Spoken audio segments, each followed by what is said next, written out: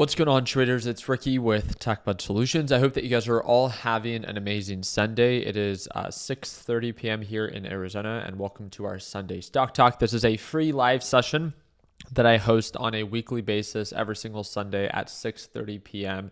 Arizona time. If you ever want to tune on in, again, all we literally ask you to do is drop a thumbs up, subscribe to the channel, and turn on your post notifications, and we'll take care of the rest. So the big question that we are asking this week is, where are we going, right? Are we going to continue to sell off kind of like we did 2 weeks prior?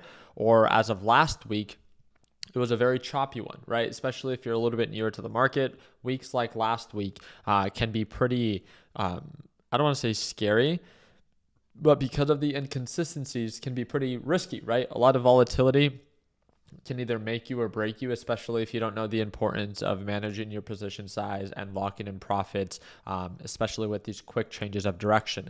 There's one day that the market feels unstoppable, and then the following day, the market just absolutely tanks, and it feels like, there is no support, right? It just continues to flush out every support for the bulls, right?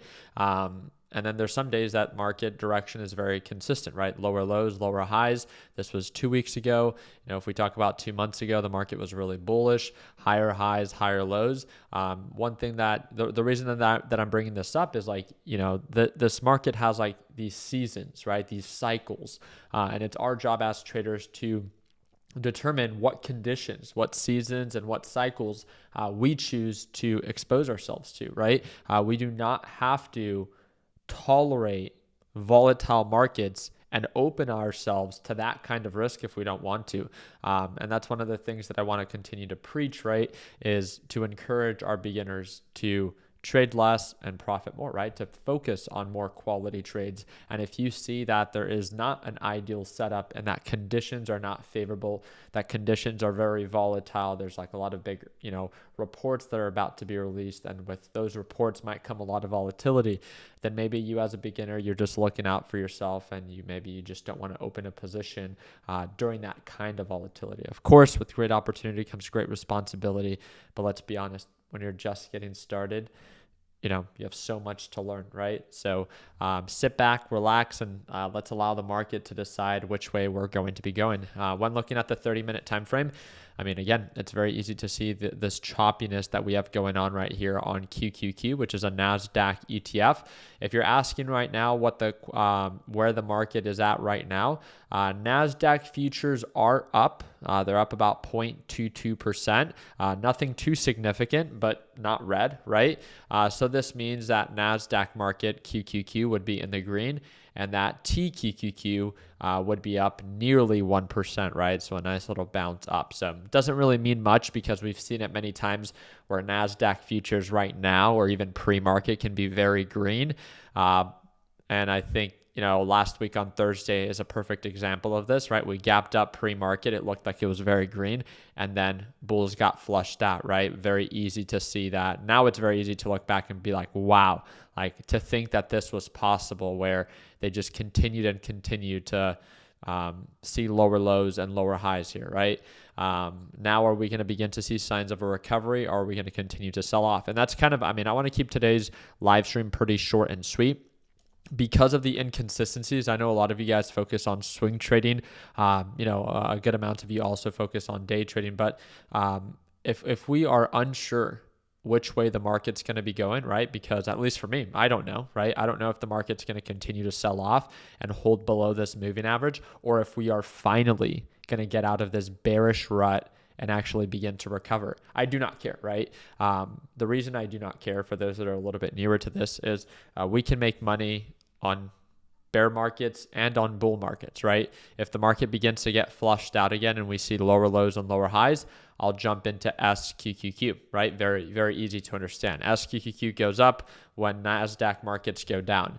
But if QQQ begins to indicate signs of higher highs and higher lows above the moving average, and it actually begins to hold above, then that's exciting, right? Because for all of you guys that have been waiting for maybe a more ideal time to buy, okay, well, markets were very bullish, and yes, it looked promising, but they were very overbought. Now the market's finally pulled on back, and that means a good amount of companies have pulled on back.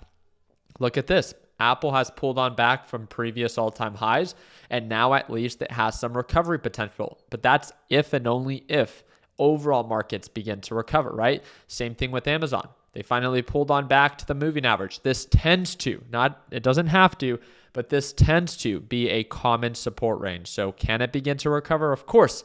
Does it mean that it will? No, of course not, right? That's why we have to set our alerts and wait for that proper confirmation. But this is exciting, right? It's moments like this that we will look back and be like, dang it, I should have purchased more, but that's okay, right? It's kind of like thinking back to early 2023 when markets were at like 52-week lows. Now looking back, right? If we take a step back and look at the day chart, now looking back at lows of 80 and now that we're at highs of 130, you're like, wow, that was a really smart thing for me to do. But during it, it feels scary, right? But that's kind of like in a very minute way, right? Because obviously we haven't pulled back that much. But this is kind of exciting because we could be at a potential low point where if markets do begin to recover, at least we have some nice upside potential and that we're not super overbought. But again, markets can always get cheaper, and this is why we wait for that proper confirmation, right? So I just want to make sure that as we break down these different stocks that you guys begin to share in the live chat, I do want to remind you, you do have to be subscribed to the YouTube channel to partake in the live chat. But with that being said, I just want you to understand what my intentions are, right? And my intentions are, I do not want to go long into anything. I don't want to swing trade anything until I'm confident that markets are beginning to recover. And I just don't have that confidence yet, right? Because markets have been on this downturn for about a month now, right? Lower lows, lower highs, and the cheap can always get cheaper. And the stock market teaches that to us over and over again. So with that being said, as long as I break these down and you understand my intention that, yeah, I mean, a lot of these could offer some decent ROI potential, but that's if and only if overall markets actually begin to recover. So, alrighty, what's up? How are we all doing today? Let's see. So can you play SOXS and SOXL the same as TQs and SQs? That's up to you. I mean, they are inverse ETFs, but they follow, if I'm not mistaken, they follow a different type of, what is this? It's a semiconductor. Yeah, it has a different focus, right? QQQ has a focus for NASDAQ, and SOXL looks like it follows semiconductors. So completely different, right? But there's these different pairs for everything. There's some pairs for, crypto. There's some pairs for the housing market. There's pairs for gold, for silver, for natural gas, for crude oil. There's pairs for everything, right? And that's one thing to take into consideration is that it's great, but remember, like, the way that I would talk about it is I would focus in an area in which is of interest to you, right? Because a lot of these pairs can be more risky than others. Some are more volatile than others. And again, with great opportunity comes great responsibility. Just because you could make more money doesn't mean that it's going to yield that, right? It could also come at a greater form of risk. So you have to understand kind of what stage are you in when it comes down to trading, right? Do you want to be that aggressive or maybe a little bit more on the conservative side? So it's something that you'll have to decide.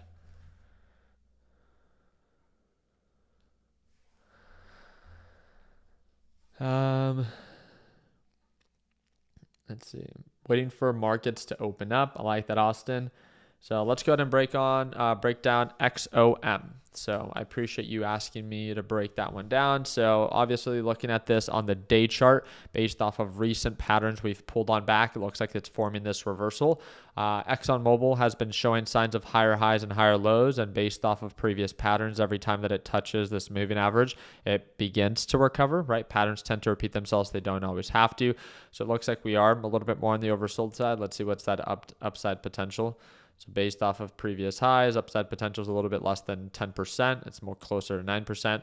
Downside risk, again, something to take into consideration. Just because it's done it before doesn't mean that it has to continue to do it. But I love focusing on companies that have consistent signs of growth over a large period of time. And you can see that even dating back since 2021, it has been showing signs of higher highs and higher lows. Obviously, it did sell off during the pandemic of 2020, but that's when it bottomed out, hit lows of $30, $28 a share, and has been on a recovery trend ever since then. So, but it looks based off of recent patterns, ExxonMobil has been more bullish than it recently has. So that is something to take into consideration. It's kind of like, at what point is it going to peak and no longer continue to show signs of this type of progress? So just something to keep in mind. I like kind of being like the devil's advocate, right? Anytime you think about something good, you also have to talk about and bring up what are the potential risks in mind, right? You're just looking out for yourself. And that's all we can ever ask for you to do is, we're all here for the same reason, and it's to make money. So be selfish, focus on yourself, and make sure that you focus on not exposing yourself to more types of risk that maybe you're just not ready for, right? So, all right, let's go ahead and break down the next one. Thank you, Austin. Appreciate that, man. So, what made you switch from Webull to Thinkorswim? I have a video on it. Feel free to look it up on YouTube. But yeah, I personally recommend Webull over TD. No question about it. It's my favorite platform that I've used, and they continue to come out with updates, which just shows that they are obviously trying really hard. If you guys want to download Webull, you don't have to, but the 5th link in the description will give you up to 12 free shares if you at least deposit $5 on your initial deposit. So just a heads up on that. So BLDR, so builder. Okay, so based off of recent patterns, we have been showing signs of higher highs and higher lows. It recently has pulled on back. What happened here? Did it report earnings, or why has it been on a consistent downfall? And I can already tell by the candles. The candles look like they're pretty, really low volume. So I personally would not trade anything like this when it has too low of volume. It does look like before this, it has been on a consistent uptrend pattern. It's just I would need to know the catalyst on what drove the market down, right? And is it going to be something that's going to continue to cause negative selling pressure? Because if so, right, the cheap can always get cheaper. It's nice that it's had this consistent uptrend, but if this is only the beginning, I mean, we have a lot of downside, right? This is where I would be very selective, set an alert, and then wait for proper confirmation of a reversal just to kind of mitigate that risk. So appreciate that. Harrison King is asking for me to break down AMD. I appreciate that. Thank you again. Hope that I earned your thumbs up in the video. Here it goes. So on the day chart, it looks like, AMD follows NVIDIA very closely. It's kind of like NVIDIA's like little brother, right? I would say NVIDIA still leads when it comes down to micro device or semiconductor chips, right? NVIDIA hasn't, or AMD hasn't been as consistent or as bullish as NVIDIA. But if it's the one that you prefer, then again, all power to you.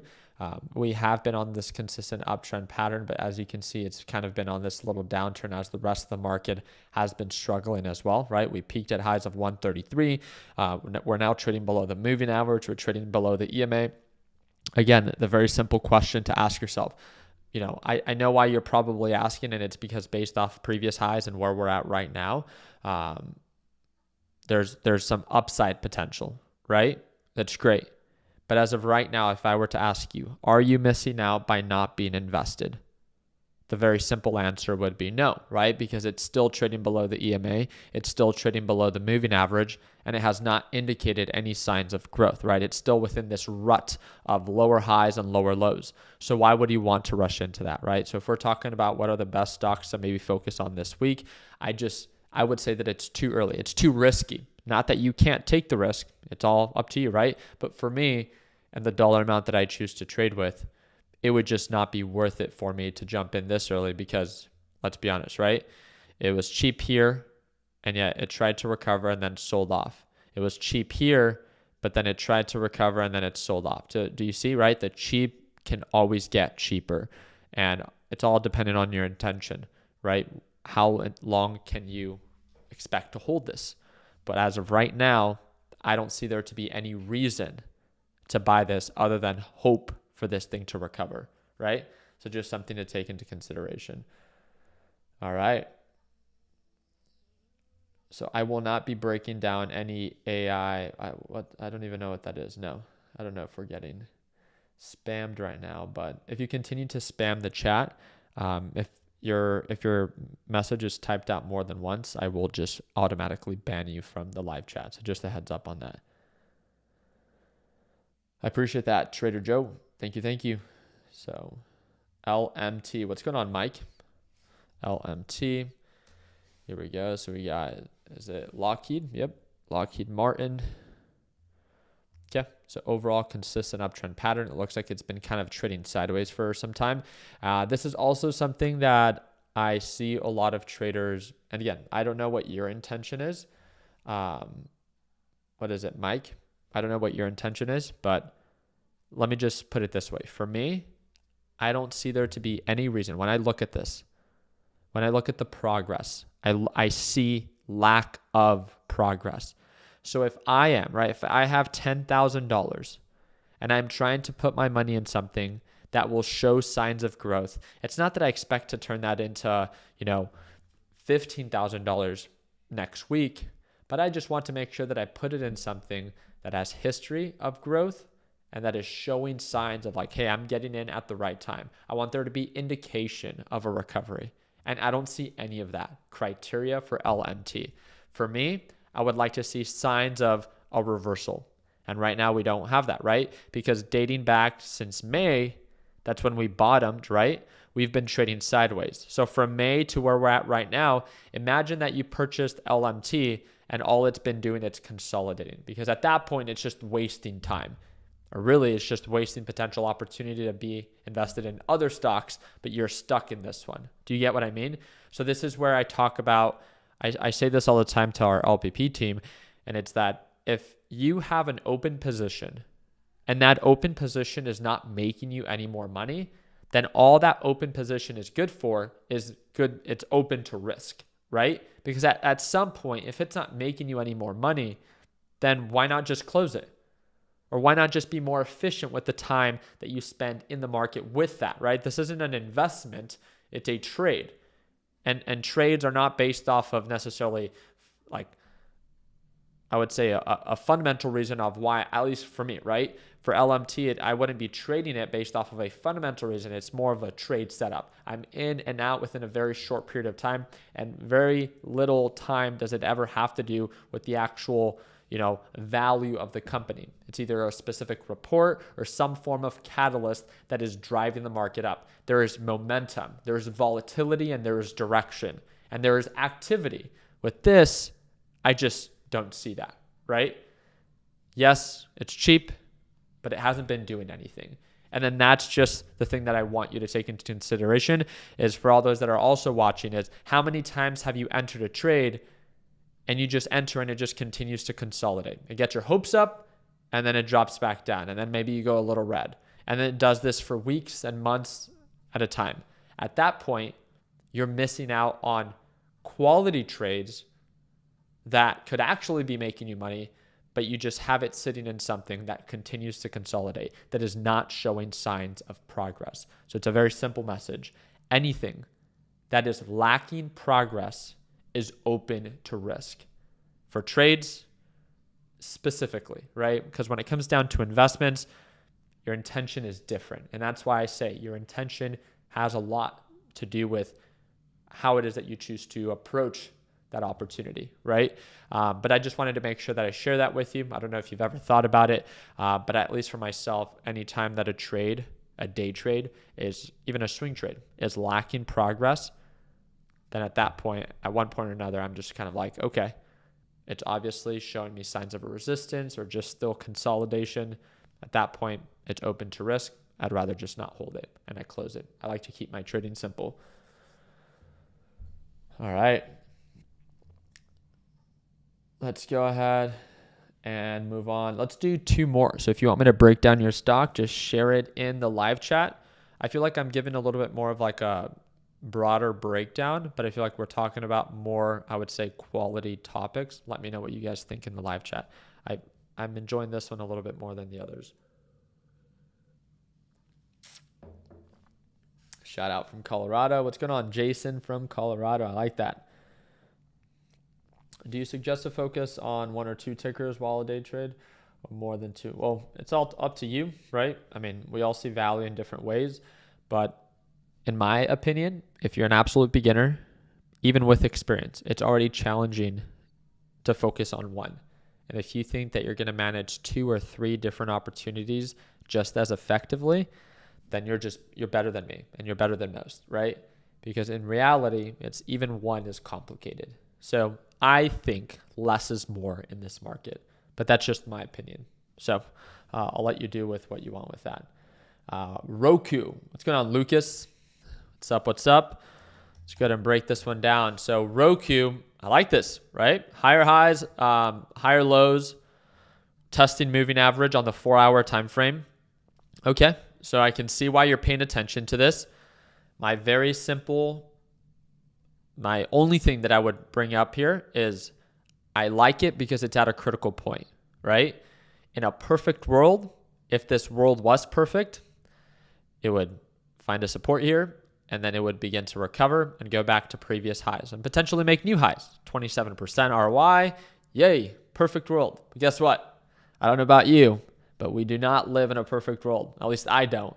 And my trades that I take are never perfect. It's very rare, right? I've taken, I think it was actually during the, Jackson Hole meeting. I took a really good trade, and a lot of people obviously really enjoyed it. And then also the day after, I took a really solid trade with our LPP team. Days like that are rare, right?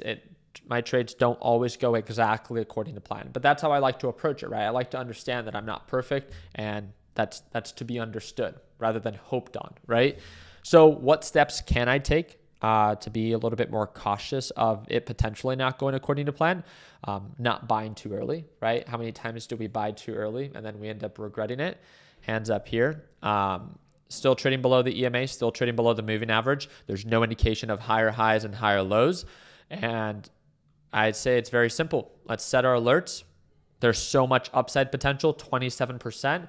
Being realistic, even if I capture 15% of that, right? I can wait for confirmation. I can wait for this thing to break above EMA. I can wait for signs of progress. And guess what? Even that is 21%, right? I like the opportunity. And when I see the opportunity, I always leave margin for error. And that margin for error is maybe my average purchase price is not the best. Maybe I'm giving it some cushion so it confirms the reversal. Whatever it is that I need it to do for me to feel comfortable and for it to be worth a trade, worth taking advantage of. And again, that's what I want to remind you is this is the trades you take are and should be solely based off of your criteria. And if you cannot make sense of it, if you cannot explain to me why you're taking it and it makes sense to you, then maybe you just shouldn't be taking it, right? It's not just based off of hope. Well, I plan to buy here and I plan to sell here, right? I plan to buy here and I plan to sell here, but it's been selling off. So why are you buying early? Well, I hope that it begins to go up. So really, we're going to begin taking trades solely based off of hope, right? What makes this time any different, right? And now it's actually trading below the moving average. What about last time it was cheap? Or what about the time before that? Or the time before that? Or the time before that? Or the time before that, right? The cheap can always get cheaper. And this is where the idea of the devil's advocate, comes out, right? Maybe we can size into it, take a very small position when we begin to get confirmation. And then if it breaks its pattern, you manage your risk, right? And you cut losses. So there's a lot of different ways in how you can approach this, but the very simple way is you wait for confirmation. I would size into it. And then once we obviously approach or have a price target in mind, if it continues to go according to plan, then I would average up into it and then lock in profits at overbought levels or at any indication of a resistance. But again, just because I would do that doesn't mean that you should. This is why we set our alerts. And all I ever ask you to do is be selfish. Focus on yourself. And it just needs to make sense to you, right? Don't care about what I'm doing. Don't care about what other people are doing. Focus on yourself, and it needs to make sense. If you feel like it doesn't really just yet, then don't rush into it, right? There's no reason to. All right. You are perfect to me. Thank you, Chan. Watching from Arkansas. Appreciate that. Our buddies from Arkansas. PLTR. What's going on, Andrew? And PG. What's going on, Logan? So I'll do both of those. All right. PLTR. I know Palantir was a pretty solid company very early on. It's Peter Thiel's company, which is one of the original investors behind Facebook. But as you can tell, it's been kind of going through the shitter recently, right? It peaked, sold off, it flatlined, right? Imagine this, a full year of it just trading sideways and kind of selling off. And then this year, just like everything else, has tried to recover. But as of right now, right? I mean, it pulled on back. It looks like it's testing, trying to show signs of a support here. I think it's too early. I don't know about you, but yeah, I mean, it looks like it has pretty big moves. It's a little bit too volatile for my taste. I just continue to see lower lows and lower highs. Maybe if we get a little bit more confirmation of higher highs and higher lows and actual signs of progress, very simple, then yeah, maybe I would feel a little bit more comfortable sizing into it. But as of right now, as long as it continues to trade below EMA and continues to trade below moving average, I wouldn't care to touch it. What was the other one? PG, Procter Gamble. Okay. I appreciate you asking me to break this down, and hopefully I earn your thumbs up in this video. So this is just another thing to think about is anytime that we are very close to a resistance, this is why I like to take a step back, right? Because when I look at the 30-minute time frame, I might be like, oh, look, upside potential, nice, right? But then again, I'm looking at the big picture and I'm like, oh, wait, this is like extremely overbought. This is like all-time highs, and it continues to get rejected here. Well, what's my upside potential versus my downside risk? Is this really worth it, right? Then we go back to, okay, well, according to my risk to reward ratios, I don't know if this one would really meet my criteria. At least it doesn't meet mine. Just because it doesn't meet mine doesn't mean that it can't meet yours. We all see value in different ways, but that's just one of the first things I would take into consideration. Other than that, I mean, I like that you're at least focusing on a quality company based off of, what it is, and it tends to be more bullish than it is bearish. At least you have direction that's a little bit more favorable. Again, making it a little bit easier for yourself, still challenging, but just making it a little bit easier for yourself. So, yeah, I like that. So Disney, please, checking it. All right, DIS. I know Disney has been going through a rut. Look at this. Whoever thought Disney has been struggling, right? Supposedly they're thinking about there's an acquisition being talked about, right? I mean, its market cap is still pretty solid, 152 billion. I mean, it's more than what I have, but for Disney, especially with its previous performance, I don't know. I don't know what you guys think. I mean, we are literally back to levels from 2014. Do you guys ever maybe not. I mean, I literally look at charts, 5 days a week, all day, every day, right? When I'm working with my LPP team. And sometimes I just look back and I'm just like, Disney is not a penny stock, right? It's a company that people invest millions of dollars into. And just think about this. This is just a joke. And maybe some of you guys will laugh, maybe not. But look at Disney's price right now.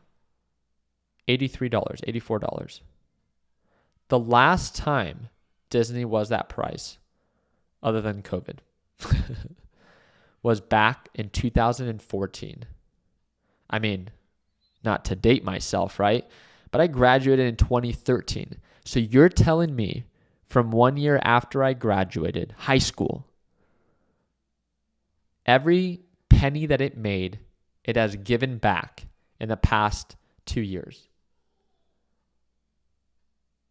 Isn't that wild? If you really think about that. In the past 10 years, every investor, if they didn't lock in profits, which most people don't, when it comes down to companies like this, think about the intention people have with this, right? How many people in the last 10 years invested money into them, right? And they were seeing signs of growth, all of that good stuff. They've given back everything that they've made in the past 10 years, if they even got in at that price. Anyone that's invested anything into this, except for some of the COVID people, pretty much are down on Disney. Wild. Isn't that wild? Do you guys ever think about that? Like the past 10 years, gone, right? Gone. Oh, it's a little wild thought. But again, we talked a lot about this during COVID. If Disney were to recover, I'm not saying that it will, but if Disney were to recover, this is why we set alerts, right? If it were to recover, what's the upside potential? I mean, it has to be nearly a little bit over 100%, right? Yeah, 106%. Moments like this. TGT is another great example of this. TGT, another solid company, right? Now, this one only dates back to 2020. But TGT, which is Target, also very oversold right now. Remember, you don't need to be perfect. You don't need to buy it at the lowest price point. I don't need to buy Disney at the lowest price point. It has so much upside potential that I just need to wait for the right time to strike. I don't care if I buy it at 110. I just want to buy it when it makes sense. And it's opportunities like this that if they do play out and recover, we can make a lot of money, more than the average person does when they invest, right? That's the beautiful part about trading, or just even being involved in the stock market, where you don't need to trade every day. You don't even need to trade every week or every month. Let's say that Disney is your play and you're just like, I'm going to wait for one of these to actually begin to recover. Imagine just taking one trade for the entire year, and then you wait for confirmation, you wait for your criteria, and in a perfect world, it begins to recover and you make 80%. Shoo. Again, it's just like things like this really excite me, because it just reminds me that, we all have different intentions. I can do this 5 days a week and I enjoy it. But I know a lot of people are students. I know a lot of people have full-time jobs. Maybe swing trading is more your approach. Maybe investing is more your approach. But at the end of the day, you have to be involved, right? You have to be aware, and you have to understand what criteria must be met to take advantage of those opportunities. But that's exciting, right? Because it tests your patience and your ability to wait for confirmation. And then knowing when the right time to strike is, when all your criteria is met, but there's still risk, right? And then that's where I would size into it. But again, enough of that about the what if talks. I feel like we kind of went on a tangent. Yeah, but no, I'm not saying at all that these are companies that I would buy right now. The cheap can always get cheaper. 83 is cheap, but guess what? 59 is cheaper, right? I don't care, right? The cheaper it gets, the better price I can get for it. Do you ever think about this? Why are we in such a rush to buy a stock? Why are we trying to overpay? Because if we really think about it, if it does get cheaper, we're saving money. Crazy, huh? But it's just our dang patience, man. It gets us.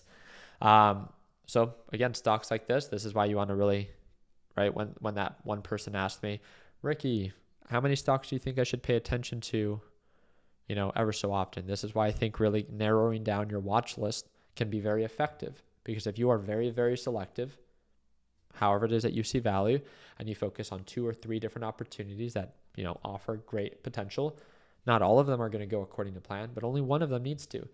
And if one of these do, we're going to have to follow up with this. This is either going to go bankrupt or either get acquired, right? Or actually begin to recover. And I would love to see Disney recover, but obviously it's going through its own shiz right now, I'd love to see Target recover. It's a hard thing for me to think about that Target wouldn't exist. So I get very excited when I see things like this. Like, dang it, man. Like, this is going to be a good one for a lot of people if it actually does begin to recover. 100% ROI, you freaking kidding me? But no one wants to talk about it, right? Because it's like, well, it doesn't mean that it has to. You're right, it doesn't. But if it does, this is why we just watch it. You adding a stock to your watch list doesn't mean that you have to buy it. And that's just a great reminder, right? Just means that you wait for the right time to strike. So I'm going to leave it at that. I feel like I took a lot of your guys' time. I do apologize for that.